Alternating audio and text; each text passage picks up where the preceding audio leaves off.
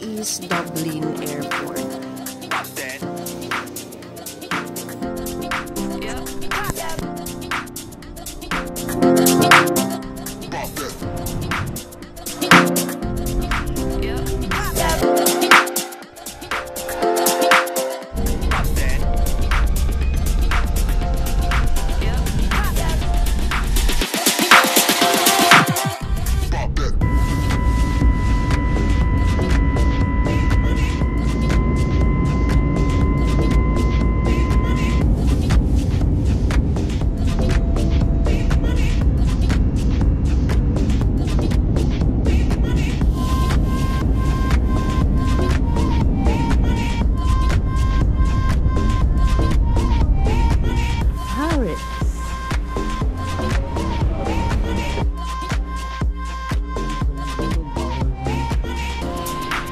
Dito pala sa airport, pagdating mo, may immigration to check your passport separately sa European and sa UK passport holders.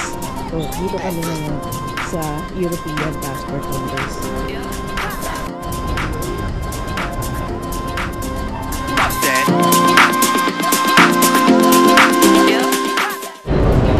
So, ito yung Paris airport, Charles de Gaulle.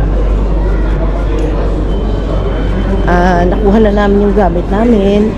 And then, hindi ka din naman mawawala dito kasi ang dami nag-a-assist. Kung saan ka pupunta and all.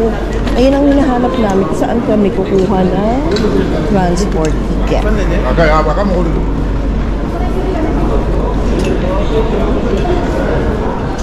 Hinahanap namin yung customer service dito para dun kami magtatanong which one is the best transport ticket para sa amin.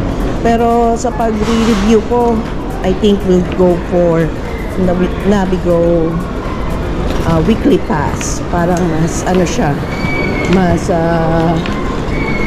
affordable and mas tipid kami kapag ganun.